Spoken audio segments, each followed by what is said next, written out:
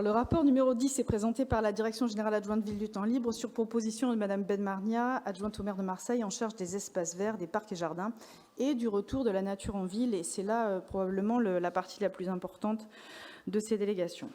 Alors, petite mise en contexte de ce rapport, où en sommes-nous du programme de renaturation des espaces verts de proximité de notre secteur ? Vous avez peut-être, pour ceux que ça intéresse, suivi les invitations diverses et variées à des moments de concertation avec les habitants. Vous voyez ici à l'écran quelques photos de avant-avant-dernière concertation au parc central de Bonneveine, dans le 8e arrondissement. Eh bien, c'est un premier grand cycle de concertation qui s'est achevé samedi dernier.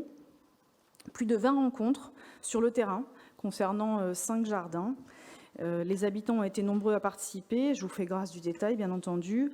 Mais je tenais à souligner que c'était des moments extrêmement chaleureux, extrêmement conviviaux, et aussi des moments qui, au fur et à mesure que ce processus s'ancrait dans les habitudes de nos quartiers, a suscité de plus en plus de participation. Et on a vu petit à petit se greffer des nouvelles personnes, des personnes qui, à la 3e concertation pour tel jardin, venaient pour la première fois, des écoles qui sont venues se joindre, des associations qui accompagnent, des associations d'insertion, etc., qui sont venues se greffer. Et on a aujourd'hui un magnifique bouquet de projets qui vont venir se greffer. Une fois que le jardin sera rénové, renaturé, eh bien, on va avoir telle association d'insertion, telle école, tel groupe d'écoles qui vont venir animer le jardin à nos côtés. Et ça, c'est ce qui nous fait le plus plaisir, que la vie biologique revienne dans ces jardins et que la vie sociale revienne dans ces jardins.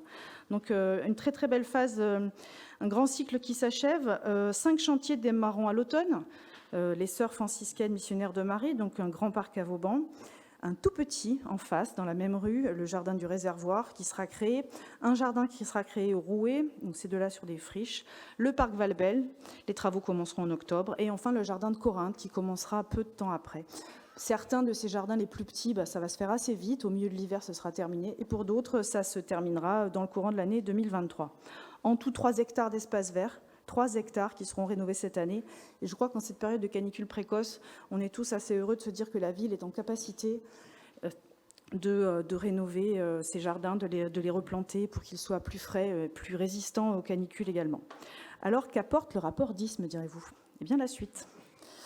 Le rapport 10 propose d'approuver l'opération de travaux de renaturation de 7 jardins labellisés éco-jardins et l'affectation d'une autorisation de programme mission, environnement et espace urbain à hauteur de 750 000 €.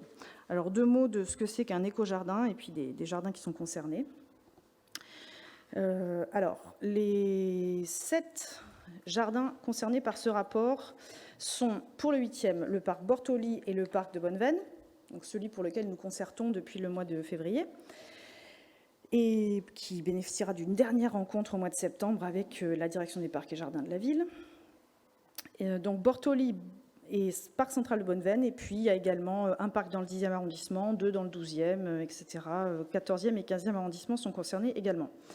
Alors, Éco-Jardin, c'est un label qui permet de sanctionner par des audits effectués par des organismes externes, professionnels, la conduite du vivant dans ces jardins, l'entretien, mais également les plantations, etc. Les travaux qui vont être engagés, si ce rapport est approuvé, ne se limitent pas à l'embellissement du jardin. Ils s'inscrivent dans une démarche de protection de la biodiversité, bien entendu, les oiseaux, les papillons, les insectes et tout autre animaux que nous rencontrerions, par la plantation de prairies, de bosquets, de haies et de massifs. Et je précise qu'il est très important, même si parfois le jardin a l'air plutôt bien planté, il est très important que les massifs ne soient pas dégarnis parce que les micro-coupures végétales qui pourraient se produire, et on le voit par exemple beaucoup au parc central de Bonneveine, eh bien ces micro-coupures portent atteinte aux chaînes du vivant, en fait. Dernier point, cette enveloppe financière va permettre, entre autres choses, la replantation d'espèces locales désormais privilégiées dans les parcs et jardins de la ville. C'est ce qu'on a fait par exemple dans le square Mélisant sur le boulevard Rabateau. Des plantes adaptées à notre climat afin de limiter les arrosages et de préserver la ressource en eau. Et pour ceux que ça intéresse, je vous invite à venir me voir hors micro pour que je vous explique en détail comment on choisit ces espèces locales. Certaines, on les prend dans des pépinières tout à fait classiques. Et puis d'autres, on va les chercher carrément auprès d'entreprises labellisées végétales locales, c'est-à-dire que les graines, les plants ont été collectés dans la nature, dans la région. Voilà, pour les passionnés, n'hésitez pas, c'est absolument fascinant. Le rapport a reçu un avis favorable de la Commission et je vous remercie.